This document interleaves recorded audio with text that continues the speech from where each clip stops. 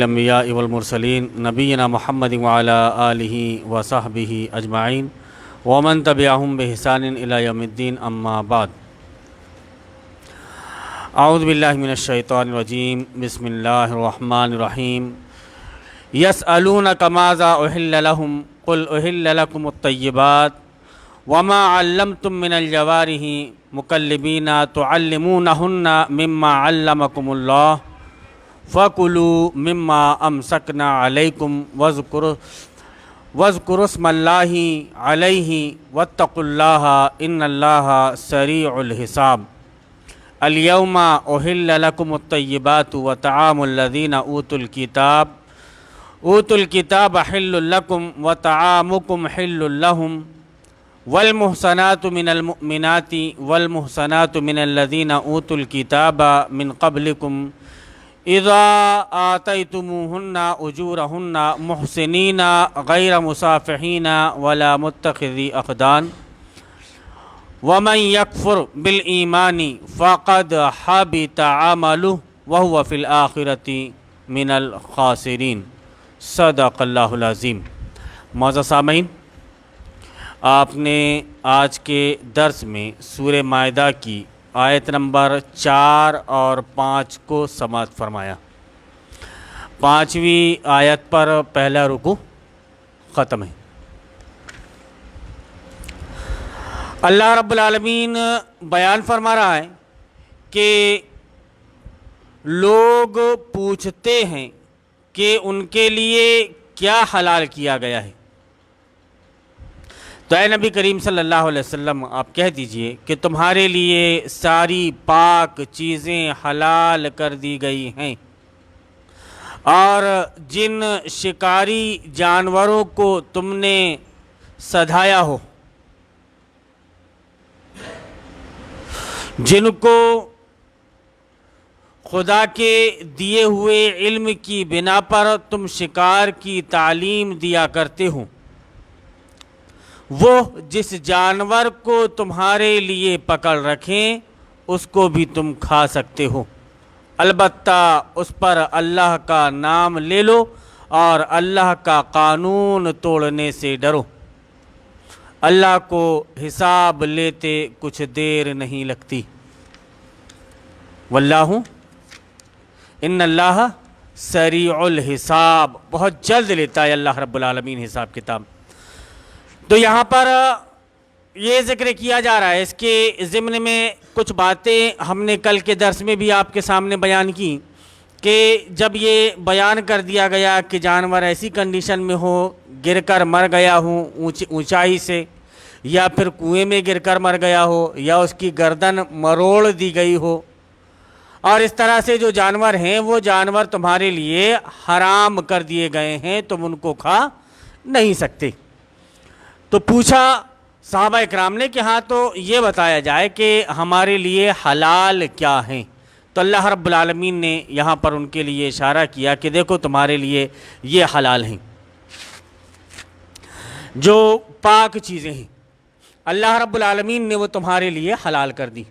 اس میں یہ بھی کہ جیسے کل کے درس میں بھی میں نے ذکر کیا تھا کہ جیسے شکاری کتا ہے، باز ہے، شکرا ہے، اور اس طرح کا کوئی جانور جو شکار کے لیے آدمی استعمال کرتا ہے، شکار کے لیے استعمال کرتا ہے، آپ نے ان کو سدھایا، سکھایا، ان کو سکھایا آپ نے، اب وہ سیکھ کر کہ آپ نے کتے کو چھوڑا تو وہ جا کر آپ کے لیے شکار کو پکڑ رہا ہے، آپ کے لیے اس نے شکار کو پکڑا، اب شکار کو پکڑ کر اس نے آپ کے پاس میں لے آیا، اب آپ اس میں سے اس کو ذبح کریں اور پھر اللہ کا نام لے کر آپ اس کو کھائیں۔ یہاں پر حافظ ابن کثیر رحمۃ اللہ علیہ نے ایک حدیث بھی ذکر کی ہے کہ ایک صحابی ہیں، نبی کریم صلی اللہ علیہ وسلم نے ان کو بھیجا کہ مدینہ میں جتنے بھی کتے ہیں سارے کتوں کو مار دو، تو وہ صحابی ذکر کرتے ہیں حافظ ابن کثیر رحمۃ اللہ علیہ نے بیان کیا ہے کہ وہ صحابی ذکر کرتے ہیں کہ میں گیا اور میں نے دیکھا کہ سارے کتوں کو تو میں نے ختم کر دیا، لیکن ایک کتا باقی بچا تھا، وہ ایک عورت کے دامن سے چمٹ گیا اور ایسا لگ رہا تھا کہ وہ اس کا بڑا وفادار ہے، میں نے اس کو چھوڑ دیا، تو کیا اس کو بھی مجھے مارنا چاہیے تھا؟ تو نبی کریم صلی اللہ علیہ وسلم نے بیان فرمایا کہ ہاں اسے بھی، تو اس کو بھی جا کر کے انہوں نے مار دیا۔ ابھی جو حضرات عمرے کے لیے گئے ہیں مدینہ، کتا دیکھا ہے آپ نے وہاں پہ؟ یا حج کے لیے جو گئے ہوں؟ بہرحال نبی کریم صلی اللہ علیہ وسلم کی ایک حدیث اور ہے کہ حضرت جبریل امین نبی کریم صلی اللہ علیہ وسلم کے پاس آئے اور دروازے میں کھڑے ہو گئے، وہ اندر داخل نہیں ہو رہے تھے۔ جب پوچھا نبی صلی اللہ علیہ وسلم نے کہ بھائی بات کیا ہے، آپ اندر کیوں نہیں آ رہے ہیں، تو بتایا کہ آپ کی چارپائی کے نیچے کتے کا پلہ ہے۔ یہ بخاری شریف کی حدیث ہے۔ اس حدیث کو لانے سے پہلے محل غور ہے بات کہ امام بخاری نے ترجمۃ الباب کے تحت ایک حدیث ذکر کی ہے۔ وہ حدیث یہ جو ہم ذکر کرتے ہیں کہ عبداللہ ابن عمر اور عبداللہ ابن مسعود رضی اللہ تعالی عنہما ایک جگہ دعوت ہوئی، اس دعوت میں گئے اور دیکھا کہ منقش چادریں وہاں پر لٹکی ہوئی ہیں، جس سے نبی کریم صلی اللہ علیہ وسلم نے منع کیا تھا، وہ چادریں لٹکی ہوئی ہیں۔ جیسے وہ جا کر انہوں نے دیکھا گھر کے باہر سے کہ منقش چادریں لٹکی ہوئی ہیں، تو وہ وہاں سے واپس چلے آئے اور انہوں نے کہا کہ ہم تمہارے گھر میں داخل بھی نہیں ہوں گے اور کچھ کھائیں گے بھی نہیں۔ یہ حدیث کو ترجمۃ الباب کے تحت امام بخاری رحمۃ اللہ علیہ نے ذکر کیا ہے، اور اس میں باب باندھا ہے کہ جہاں کہیں آپ منکر دیکھو وہاں سے واپس آ جاؤ، جہاں کہیں آپ منکر دیکھو وہاں سے آپ واپس آ جاؤ۔ اور پھر اس کے بعد میں یہ حدیث ذکر کی ہے کہ وہاں پر داخل نہیں ہوئے، یا رحمت کے فرشتے وہاں پر داخل نہیں ہوتے جہاں پر تصویریں وغیرہ ہوا کرتی ہیں۔ تو اب ہم اگر استدلال کے طور پر اس حدیث کو ذکر کریں آپ کے شادی بیاہ کے لیے کہ امام بخاری نے ترجمۃ الباب کے تحت یہ حدیث لائی ہے اور باب یہ باندھا ہے کہ جہاں پر آپ منکر دیکھو وہاں سے آپ واپس چلے آؤ، تو آپ کو سمجھ میں نہیں آتا کہ یہ لان میں تو سب شرعی اصولوں کے مطابق ہو رہا ہے صاحب۔ ہم نے اکرم بھائی کے لان میں شادی کی مولانا صاحب نے، اور اکرم بھائی کو دے دیا کہ آپ صاحب شریعت کے مطابق کر دینا، کر دیں گے صاحب شریعت کے مطابق؟ اختلاط مرد و زن کو روک پائے گا آدمی؟ یا پھر جو عورتیں گھر سے معطر ہو کر نکل رہی ہیں، خوشبو لگا کر، خوشبو نہیں لگا رہی ہیں لیکن وہ گزرتی ہیں تو پرفیوم کی بھی خوشبو کم آتی ہے، آج کل کے پاؤڈروں کی اتنی خوشبو آتی، تو اس سلسلے میں کیا کہیں گے مولانا صاحب؟ کچھ نہیں۔ اور اس طرح کے ولیمے لانوں میں نبی کریم صلی اللہ علیہ وسلم نے کیا کیا؟ ہم وہ دلیل مانگتے ہی رہے، بھائی ہم دلیل مانگتے ہیں، آپ دلیل مانگتے تھے، ہم نے دلیل دینا شروع کیا تو آپ نے ماننا چھوڑ دیا اور دلیل مانگنا بھی چھوڑ دیا، اور پھر یہ کہنے لگے کہ ایسا ہوتا ہے کیا، ویسا ہوتا ہے کیا؟ بھائی شریعت میں ایسا ہوتا ہے ویسا ہوتا ہے نہیں چلتا، شریعت میں یہ چلتا ہے کہ اللہ نے یہ فرمایا، رسول اللہ صلی اللہ علیہ وسلم نے یہ فرمایا، اور صحابہ کرام رضوان اللہ علیہ مجمعین کا اس پر عمل ایسا تھا، سلف صالحین کے اقوال اس سلسلے میں یہ ہیں، تب بات سمجھ میں آتی کہ ہاں ٹھیک ہے بھائی بات صحیح ہے، سلف صالحین کے اقوال ہیں، یہ کتاب اللہ سنت رسول اللہ کی روشنی میں بات ہو رہی ہے، تو ان کی باتوں کو مانا جائے، ان پر عمل کیا جائے، لیکن نہیں، جو ہماری طبیعت کے مطابق احادیث ہوں گی ہم ان احادیث کو مان لیں گے۔ تب آج جو زمانے میں چل رہا ہے وہ بتا رہا ہوں میں آپ کو کہ ہماری طبیعت کے مطابق جو احادیث ہوں گی ہم ان احادیث کو مان لیں گے، اور جو ہماری طبیعت سے ٹکراتی ہوں گی ہم ان احادیث کو چھوڑ دیں گے، ہم ان احادیث پر عمل نہیں کریں گے۔ ہم وہاں پر یہ بولیں گے کہ ایسا ہوتا ہے کیا، ویسا ہوتا ہے کیا، لیکن جب کبھی ناف، ٹوپی، ٹکنا، داڑھی اس کا معاملہ آ جائے گا تو پھر احادیث پر احادیث، احادیث پر احادیث، احادیث پر احادیث، تو گویا حرامی حلالی کی گت بھائی آپ کو اچھے اور برے کے درمیان، صحیح اور غلط کے درمیان میں تمیز کرنا ہے،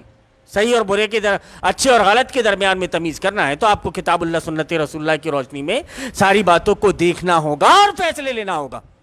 اور عمل آپ کو وہی کرنا ہے جو کتاب اللہ اور سنت رسول اللہ کے مطابق ہے۔ آپ اپنی جانب سے کوئی چیز اختراع کر کے، کوئی چیز گڑھ کر یا اپنے دماغ میں لا کر کے اس کو سماج کے اوپر تھوپ نہیں سکتے۔ ابھی رمضان کا مہینہ چل رہا ہے، افطار کے سورج غروب ہونے پر اذان دے دی جا رہی۔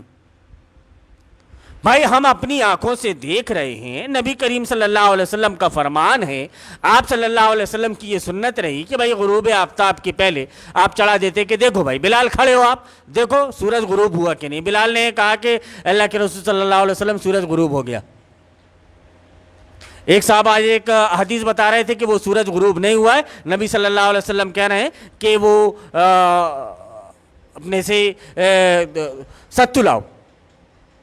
افطار کا وقت ہو چکا ہے، افطار کا وقت ہو چکا ہے۔ انہوں نے صرف ایک حدیث دیکھی، دوسری حدیث جس میں وضاحت ہے مسلم شریف کی حدیث، اس میں یہ ہے کہ انہار بخاری شریف کی حدیث میں غالباً الشمس کا لفظ ہے، اور غالباً مسلم شریف کی حدیث میں اس کا اضافہ ہے، اور ابو داؤد شریف وغیرہ کی حدیث میں کہ بلال کہہ رہے ہیں کہ اللہ کے رسول صلی اللہ علیہ وسلم انہار ابھی دن باقی ہے، مطلب روشنی دکھ رہی ہے۔ تو نبی کریم صلی اللہ علیہ وسلم فرما رہے ہیں کہ جب ادھر سورج غروب ہو جائے، رات ادھر سے آ جائے تو تم روزہ افطار کر لو۔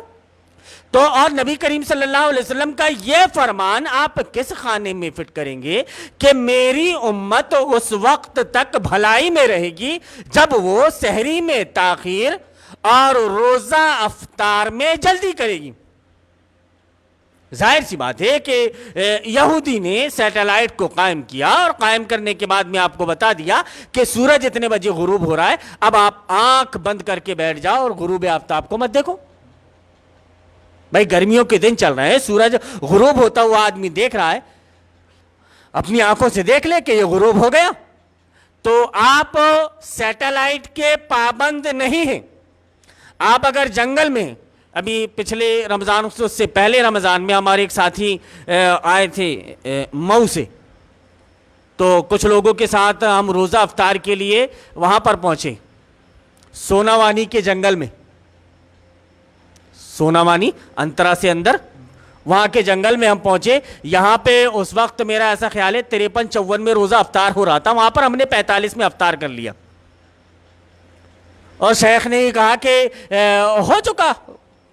اندھیرا چھا چکا، سورج غروب ہو چکا، ہمارے حساب سے اب افطار کیا جائے۔ کہ بالکل حدیث کے مطابق ہے، میں نے انکار نہیں کیا۔ وہاں سے جو اس وقت لوگ موجود تھے یہاں پر آئے تو کہا کہ سورج تو اتنے بجے ڈوبتا ہے، وہاں پر جلدی افطار ہو گیا، اور مولانا صاحب نے کچھ کہا نہیں۔ اتنی چیزوں کا برابر خیال رکھا جاتا ہے کہ بھائی آپ ایسی جگہ میں موجود ہیں، آپ کو لگ رہا ہے کہ رات ہو چکی ہے، آپ روزہ افطار کر لیجئے۔ تو بہرحال یہ ایک الگ موضوع ہو گیا، لیکن اس چیز کی بھی وضاحت اس وجہ سے ضروری ہے کہ گویا قرآن اور احادیث ہمارے لیے اب کوئی معنی نہیں رکھتی، کیونکہ سیٹلائٹ ہمارے لیے ٹائم متعین کر رہا ہے۔ صبح کی اذانیں صاحب وہ 38-40 میں ہو جا رہی ہیں، جبکہ ختم سحری آپ اگر اٹھے ہیں اور سحری کر رہے ہیں، آپ اطمینان سے سحری کرتے کرتے آپ 5:15 بجے تک سحری کر سکتے ہیں۔ نبی کریم صلی اللہ علیہ وسلم کا فرمان، اب احادیث ہم بتاتے ہی چلے جائیں لیکن عمل کوئی نہیں کرے گا، ہماری طبیعت کے مطابق نہیں۔ نبی کریم صلی اللہ علیہ وسلم کا فرمان کہ لا یحیطنکم الساطع المسعد، کہ تم کو یہ جو سفیدی نکل جاتی ہے، یہ سفیدی تم کو دھوکے میں نہ ڈال دی۔ کلو واشربو حتی یعترض لکم الاحمر۔ اب کتنی اور وضاحت کے ساتھ حدیث، علامہ ناصر الدین البانی نے اس کو سلسلۃ الاحادیث الصحیحہ کے اندر ذکر کیا ہے۔ ہاں بھائی اگر زبیر علی زئی نے اس کو ضعیف کہا ہو، ہاں تو تحقیق کر کے آپ بتا دو۔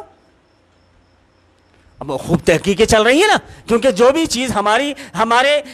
فکر کے مطابق نہیں ہے، ہماری طبیعت کے مطابق نہیں ہے، ہم کوشش کرتے ہیں کہ اس کو ضعیف کے زمرے میں لا کر کے کھڑا کر دیں کسی طرح سے، کہ یہاں تک کہ مشرق کی طرف آپ کو للائی نہ دکھنے لگے، للائی آپ کو دکھنے لگی، ہاں تو وہ ختم سحری کا آخری وقت ہے، وہ 5:15 بجے کا وقت ہے، اندھیرا رہتا ہے، اندھیرے میں اذان اور نماز بھی سب ختم ہو جاتی ہے۔ نبی کریم صلی اللہ علیہ وسلم کا فرمان، اب کتنے فرمان ہم پہلے سنا چکے ہیں اور کتنے سناتے جائیں، جتنے بھی سنائیں گے وہ کم ہی ہوں گے، سمجھ میں نہیں آئے گا۔ کیوں کہ جیسا بنی اسرائیل کے دلوں میں بچھڑے کی محبت نے گھر کر لیا تھا، ویسا ہی آج کے لوگوں کے دلوں میں مسلک کی محبت نے گھر کر لیا ہے۔ انہوں نے بچھڑے کو اپنا معبود بنا لیا تھا، انہوں نے مسلک کو اپنا معبود بنا لیا ہے کہ ہمارے یہاں ایسا نہیں ہوتا۔ تو شریعت یہ نہیں دیکھتی کہ تمہارے یہاں کیسا ہوتا ہے اور ہمارے یہاں کیسا ہوتا ہے، شریعت یہ دیکھتی ہے کہ کتاب اللہ میں کیا ہے، سنت رسول اللہ میں کیا ہے۔ تو آپ جو بھی احادیثیں بتائیں گے ہم ان کو نہیں مانیں گے۔ ہاں ٹھیک ہے بھائی، مت مانو آپ، اور اگر نہیں مانو گے آپ تو ہمارا کچھ بگڑ نہیں جائے گا، ہمارا کام صرف اتنا ہے کہ بات ہم آپ تک کے پہنچا دیں۔ تو نبی کریم صلی اللہ علیہ وسلم نے بیان فرمایا کہ جیسے شکاری کے کتے وغیرہ جن کو تم نے سدھایا ہوا ہے، تیار کیا ہوا ہے، ان کی باضابطہ ٹریننگ دی ہے، اگر وہ پکڑ کر کے لا لیں تو تم اس کو کھا لو۔ فَكُلُوا مِمَّا أَمْسَكْنَا عَلَيْكُمْ، کہ وہ جس جانور کو تمہارے لیے پکڑ رکھیں اس کو بھی تم کھا سکتے ہو۔ اب اس سلسلے میں آگے چل کر کے اختلاف ہے، میں اس اختلاف کو آپ کے سامنے زیادہ ذکر نہیں کروں گا، آپ صرف اتنا یاد رکھیں کہ آپ کے لیے اگر اس نے روک رکھا ہے اور اس میں سے اس نے اپنا حصہ نہیں لگایا ہے،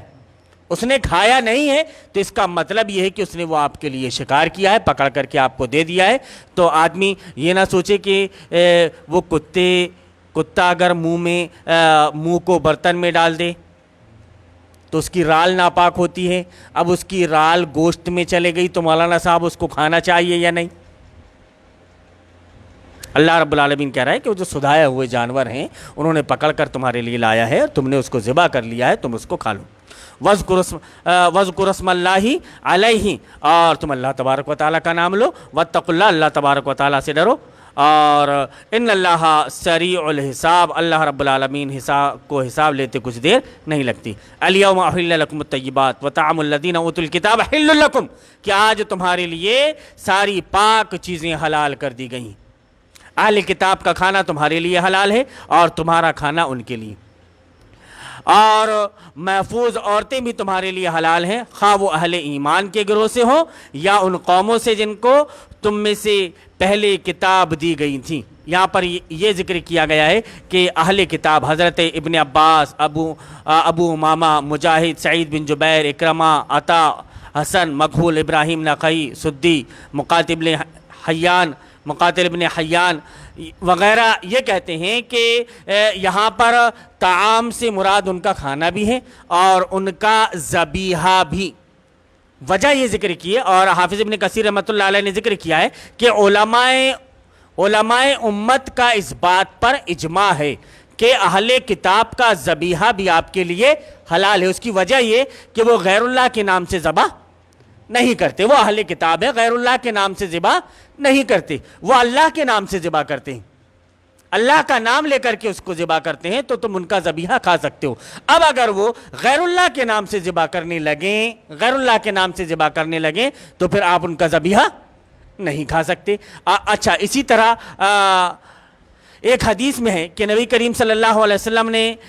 بیان فرمایا کہ مومن کے سوا کسی اور کی ہم نشینی نہ کرنا اور اپنا کھانا بجز پرہیزگاروں کے اوروں کو نہ کھلاؤ۔ جیسا کہ مولانا محترم سے آپ بار بار سنتے رہتے تھے کہ مومن کے دسترخوان میں، وہ یہ حدیث ہے، مومن کے دسترخوان میں مومن کھاتا ہے۔ یہ حدیث ابو داؤد کتاب الادب میں حدیث نمبر 4832 میں۔ اب آپ کے ولیمے کا کھانا ہے صاحب، اور اس میں مومن، منافق، مشرک سب شامل ہیں، سب کا خیال رکھ رہے ہو آپ، تو آپ مولانا صاحب یہ ایسی حدیثیں لے کر کے کیوں بیٹھ جاتے ہو؟ اچھا ہاں ٹھیک ہے، ہم نے بند کر دیا بھائی ایسی حدیثیں بیان کرنا، لیکن تم سنو تو کہ تمہارے اعمال کہتے ہیں، اپنے آپ کو اصحاب الحدیث، اہل الحدیث کہتے ہو، لیکن تمہاری زندگی کے اعمال ایسے کہ کتاب اللہ، سنت رسول اللہ سے کوئی بھی عمل نہیں ٹکراتا، صرف سوائے آپ کے ناف ٹوپی ٹخنا داڑھی کے، اس کے علاوہ آپ کے جتنے بھی عمل ہیں وہ سارے کے عمل کتاب اللہ سنت رسول اللہ کے خلاف۔ اور آگے جو ذکر کیا گیا کہ اہل کتاب کی عورتوں سے نکاح کرنا، تو اللہ رب العالمین نے ذکر کیا کہ والمحصنات من الذین اوتوا الکتاب، کہ ان میں بھی محصنات، مشرک نہیں، لونڈی نہیں، پاک دامن عورتیں اہل کتاب کی جو ہیں، ان سے اگر آپ عقد کر لیتے ہو، ان سے اگر آپ نکاح کر لیتے ہو تو اس میں کوئی حرج نہیں ہے۔ آگے اللہ رب العالمین ذکر کرتا ہے کہ بشرطے کہ تم ان کی مہر ادا کر کے نکاح میں ان کے محافظ بنو، نہ یہ کہ آزاد شہوت رانی کرنے لگو یا چوری چھپے آشنائیاں کرنے لگو، کہ چھپکے چھپکے چوری چوری چھپکے آپ ملنے لگو اور ملاقاتیں ہونے لگیں اور کچھ ہونے لگے، کچھ ہوتا ہے جی، کچھ ہونے لگے، اب آپ ملنے لگے ایک دوسرے سے، ملاقاتیں ہونے لگیں اور بہت کچھ معاملے آگے بڑھ گئے، اور کہہ رہے ہو کہ آپ ایسا نہیں، جب تک کہ آپ عقد نہیں کرو گے اور جو مہر آپ نے طے کیا ہے وہ مہر آپ نہیں دو گے تو تب تک آپ کا ان سے ملنا حلال نہیں ہے۔ آپ کو ان سے ملنا ہے تو آپ کو انہیں مہر کی ادائیگی کرنا ہے اور باضابطہ اپنے عقد میں انہیں لینا ہے۔ اب یہ بھی ہو سکتا ہے کہ آپ رفتہ رفتہ ایکسیڈنٹ ہو گیا، رفتہ آپ نے 50,000 روپے مہر، پورے 50,000 رفتہ کر لیا، 1,00,000 روپے لان والے کو کیش دے دیا، لیکن مہر کے نام پہ 50,000 رفتہ، تو یہ حرامی حلالی کی گت مت کرو، رفتہ مت کرو، کیش دے دو، آپ ادھر لان والے کو مت دو، گھر میں کر لو آپ۔ تو یہ کہ آپ نے اگر ان کو ان کا مہر دے دیا ہے تو ہاں پھر ٹھیک ہے، آپ کا ان سے عقد ہو گیا ہے، آپ ان کو اپنی نکاح میں رکھ سکتے ہو۔ اور آگے اللہ رب العالمین فرماتا ہے کہ اور جو کسی نے ایمان کی روش پر چلنے سے انکار کیا تو اس کا سارا کارنامہ زندگی ضائع ہو جائے گا۔ اب آپ نے ایمان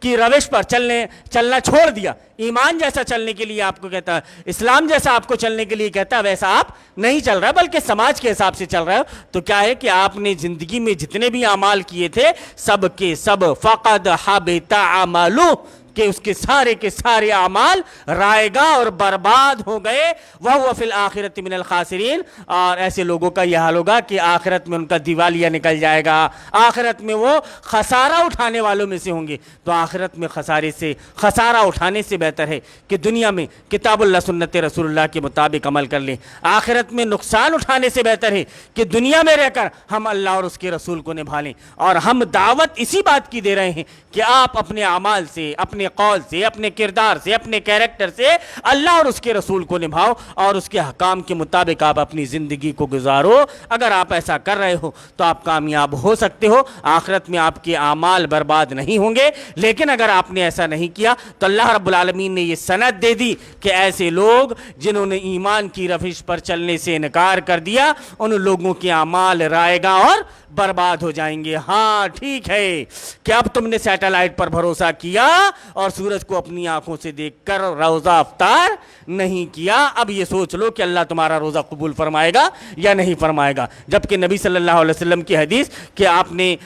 بلال کو اونچی جگہ پر چڑھایا اور کہا کہ دیکھو بھائی سورج غروب ہو گیا کیا، اگر یہ چیزیں آپ کو اختیار کرنی ہیں۔ اس کے علاوہ بہت سی بھی دوسری چیزیں جو ہم بیان کر رہے ہیں جن کو آپ سرے سے خارج کر دے رہے ہو، ان چیزوں کو اگر آپ خارج نہ کرو، کتاب اللہ سنت رسول اللہ کے مطابق اپنے اعمال کو انجام دینے لگو، تو یاد رکھو کہ اللہ رب العالمین آپ کے اعمال کو ضائع اور برباد نہیں کرے گا۔ لیکن اگر آپ نے کتاب اللہ اور سنت رسول اللہ کو چھوڑ دیا، ایمان کی روش کو چھوڑ کر اپنی طبیعت کی یا دماغ کی روش کو، یا آپ کے دماغ میں یہ بھی آ گیا کہ ہم سیٹلائٹ پر بھروسہ کیوں نہیں کر سکتے، کتاب اللہ سنت رسول اللہ پر ہی کیوں بھروسہ کریں، سیٹلائٹ پر ہم بھروسہ کیوں نہیں کر سکتے، ساری چیزیں تو اچھی دکھاتی ہے، تو ہاں پھر یہ جواب آپ آخرت میں اللہ رب العالمین کے پاس میں دینا، ہم اللہ رب العالمین کے پاس میں بری۔ اللہ رب العالمین سے دعا ہے کہ اللہ رب العالمین تو ہمیں توفیق دے کہ ہم کتاب اللہ اور سنت رسول اللہ کے مطابق زندگی گزارنے والے بن جائیں،